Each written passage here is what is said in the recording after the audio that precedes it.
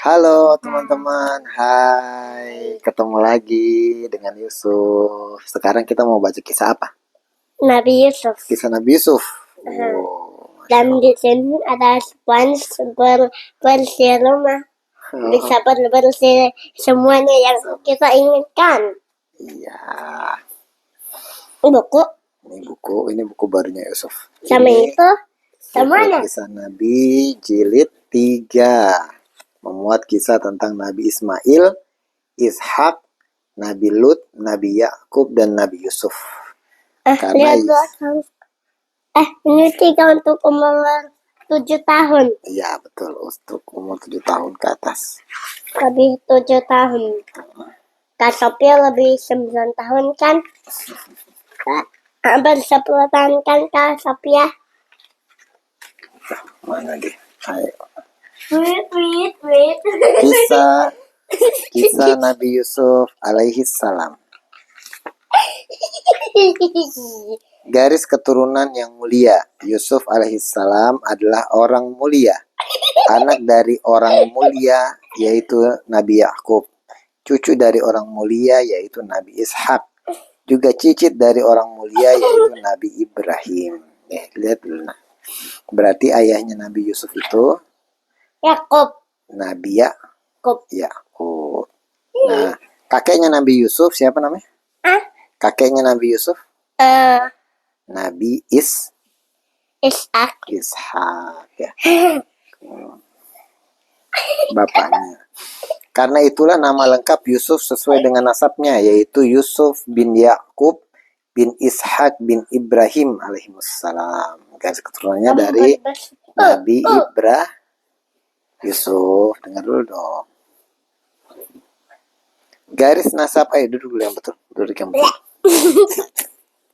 Garis nasab atau keturunan Yusuf alaihissalam ini begitu mulia. Ini termasuk karunia sang pencipta Allah subhanahu wa ta'ala. Bahkan terdapat surat khusus mengenai Yusuf alaihissalam dalam Al-Quran. Semua muslim dapat membaca keadaan dan kisah kehidupan Nabi ini secara detail, sehingga dapat selalu diingat dan diambil pelajarannya. Ayo dengarkan dulu dong, namanya juga membaca cerita. Ya. Yusuf dan kisah mimpinya. Dikisahkan bahwa suatu hari Nabi Yusuf alaihissalam bermimpi. Yusuf tahu apa mimpinya? 11 bintang, bulan, dan matahari bersujud. Iya, Masya Allah. Dalam tidurnya terlihat ada 11 bintang, matahari, dan bulan yang bersujud di hadapan Nabi Yusuf. Tatkala bangun, Yusuf kecil menceritakan mimpi tersebut kepada ayahnya. Siapa tadi ayahnya? Yakub. Nabi Yakub alaihissalam. Spontan ayahnya tahu artinya bahwa putra kesayangannya itu akan menghadapi suatu hal yang besar. Kemudian Nabi Yakub berkata kepada Yusuf, "Jangan kamu ceritakan mimpi ini kepada saudaramu, siapapun itu." Pesan ayahnya.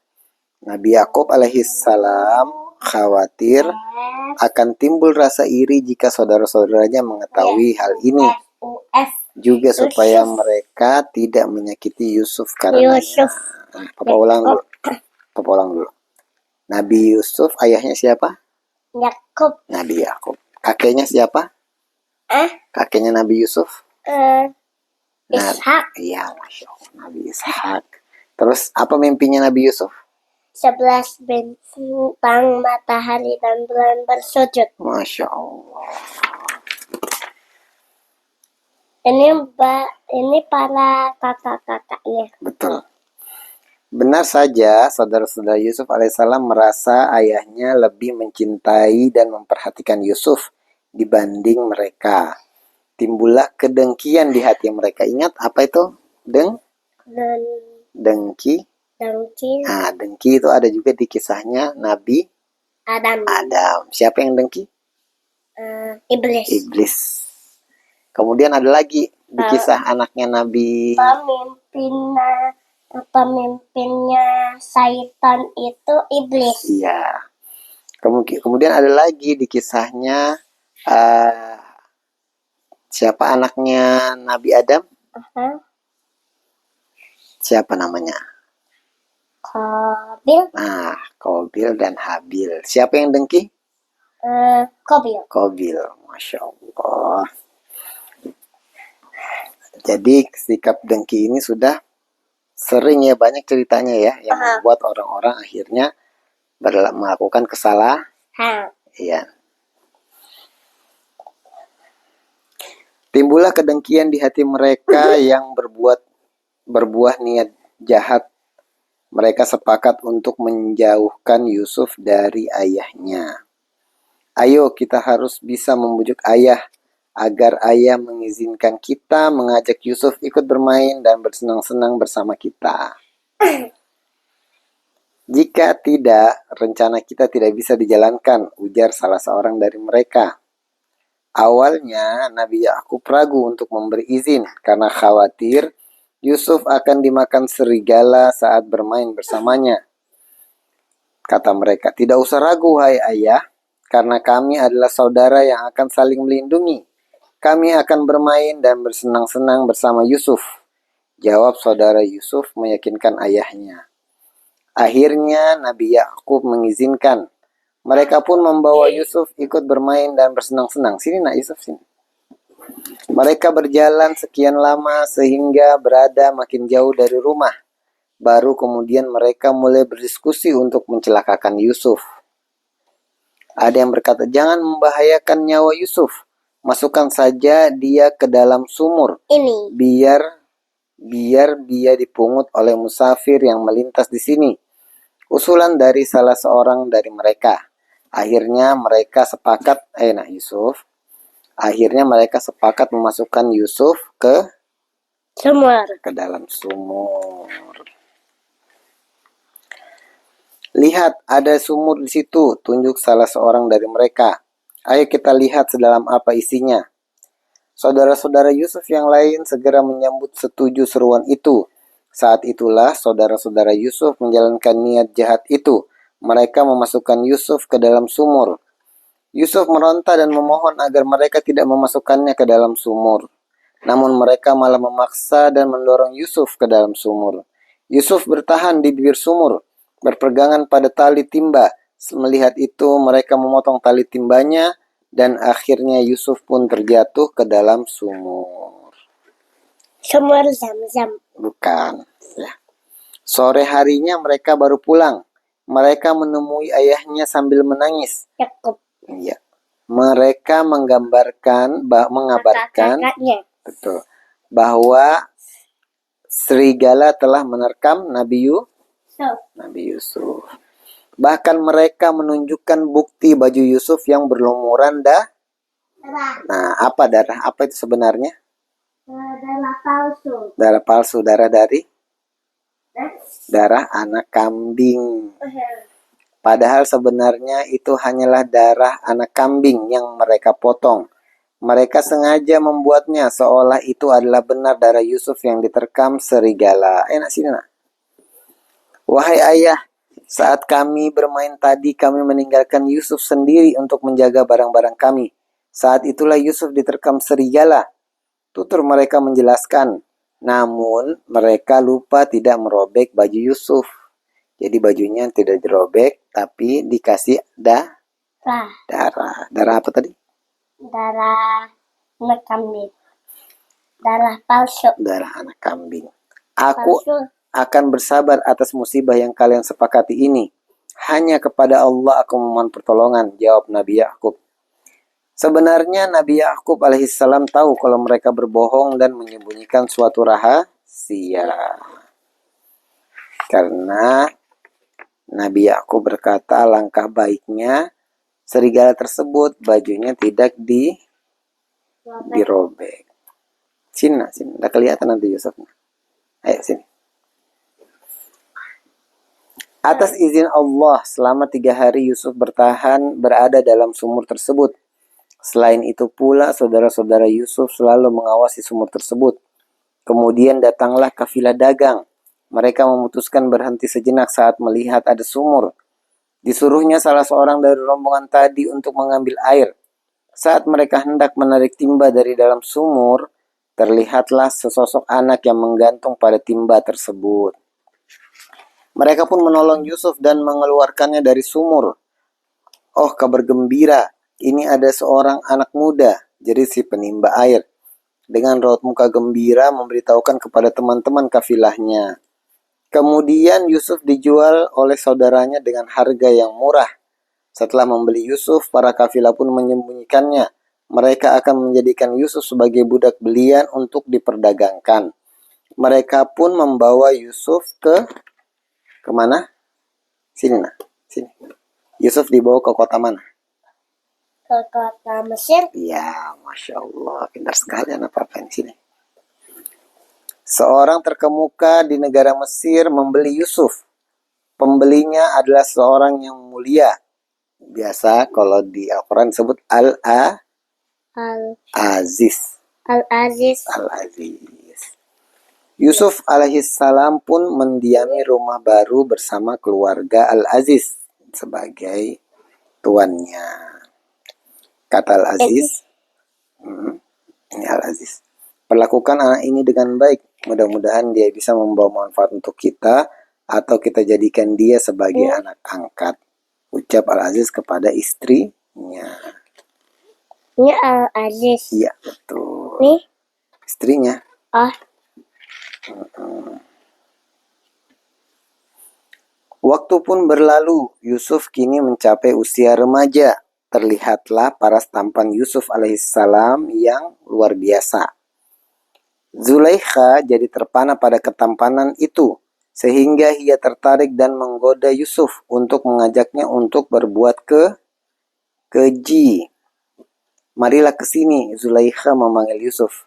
Nabi Yusuf berkata, aku berlindung kepada Allah. Sungguh tuanku telah memperlakukanku dengan baik. Sesungguhnya orang yang zalim tidak akan beruntung. Demikianlah Yusuf alaihissalam menolak ajakan wanita tersebut secara halus. Yusuf berdoa memohon perlindungan dari Allah Subhanahu wa taala agar terhindar dari perbuatan haram tersebut. Tindakan Yusuf alaihissalam termasuk salah satu dari 7 macam perbuatan yang akan mendapatkan naungan Allah Subhanahu wa taala di akhirat, yakni tatkala tidak ada naungan yang dapat melindungi manusia dari teriknya matahari yang hanya berjarak sekian mil kecuali naungannya. Sebagaimana sabda Nabi Muhammad SAW yang diriwayatkan oleh Bukhari dan Muslim. Dan seorang laki-laki yang diajak bermaksiat oleh seorang perempuan yang memiliki kedudukan dan cantik rupawan. Namun dia lalu berkata, aku takut kepada Allah. Sini dulu nah, Yusuf. Istri sang menteri terus merayu dan membujuk. Namun Yusuf alaihissalam tetap teguh dalam keimanan. Beliau pun berusaha menghindar dari wanita ini. Saat itu Yusuf berlari menuju pintu. Begitu pula Zulaikha hingga Yusuf sudah berada di depan pintu untuk keluar. Zulaikha menarik baju Yusuf dari belakang. Terkoyaklah bagian belakang baju Yusuf. Betapa terkejutnya Yusuf dan Zulaikha karena di depan pintu sudah berdiri Al-Aziz, tuannya Yusuf, suaminya Zulaikha. Zulaikha pun berdusta di hadapan Al-Aziz. Wanita itu menuduh Yusuf telah berbuat keji terhadap dirinya. Tidak tuanku, dialah yang menggodaku dan menarik bajuku hingga terkoyak. Yusuf menyanggah tuduhan itu. Lalu dihadirkan seorang saksi dari pihak keluarga Al-Aziz. Ini dulu nah. Katanya mau dibacakan cerita. Jika baju yang koyak itu di bagian depan, maka Yusuf akan berdusta dan bersalah. Namun jika baju yang koyak di bagian belakang, maka Zulaikha yang bersalah dan berdusta. Al-Aziz segera memeriksa baju Yusuf. Ternyata bagian belakang baju Yusuf yang koyak. Al-Aziz pun merasa malu dengan kejadian ini. Dia meminta maaf kepada Yusuf sehingga Yusuf dan meminta Yusuf untuk merahasiakannya. Yusuf pun terbebas dari tuduhan dusta Zulaikha. Berita aib ini tersebar di kota Mesir hingga akhirnya menjadi gunjingan di masyarakat. Tuduhan ditunjukkan kepada Zulaikha atas perbuatannya kepada Yusuf. Zulaikha pun mengundang para wanita yang menuduhnya untuk menghadiri jamuan di rumahnya. Dia berharap para wanita yang datang bisa menyaksikan ketampanan para Yusuf. Pada jamuan itu, Zulaikha menyuguhkan makanan, buah, dan pisau yang akan digunakan untuk mengupas buah. Keluarlah Yusuf, tampakkanlah wajahmu kepada para tamu. Tatkala Yusuf keluar, tertegunlah para tamu. Mereka kini melihat wajah yang tampan dari Nabi Yusuf.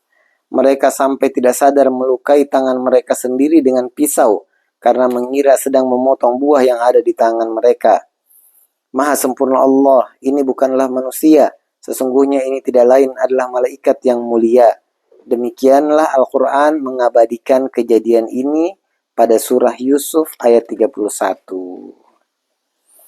Setelah kejadian itu, Yusuf memohon kepada Allah, "Wahai Rabbku, penjara lebih aku sukai daripada memenuhi ajakan mereka kepadaku."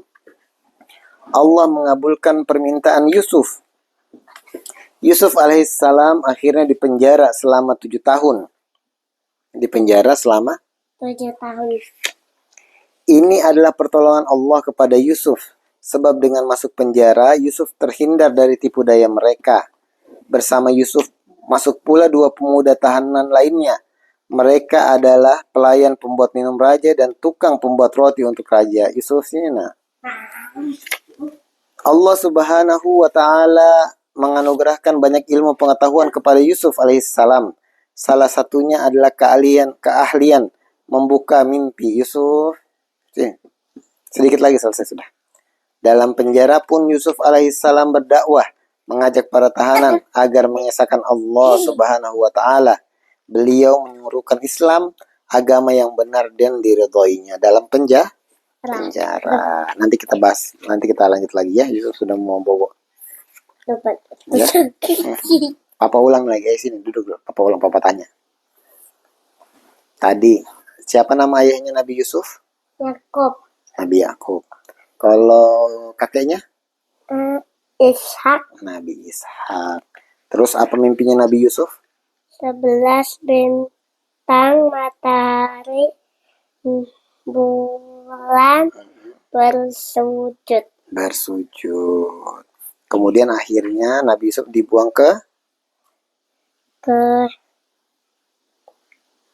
kemana? Sama saudaranya? Ke sumur. Dibuang ke sumur. Akhirnya Nabi Yusuf dibawa ke negeri? Negeri apa tadi? Mesir. Iya, ke negeri Mesir. Terus ini dulu terakhir, satu lagi. Nabi Yusuf akhirnya Nabi Yusuf akhirnya masuk penjara. Berapa lama? 7 tahun. Sini dong, udah kedengaran. Berapa lama tadi? 7 tahun. Iya, sudah ayo. Baik teman-teman, nanti kita lanjutkan lagi ya kisahnya Nabi Yusuf, belum selesai. Dadah dulu, dadah. Dadah.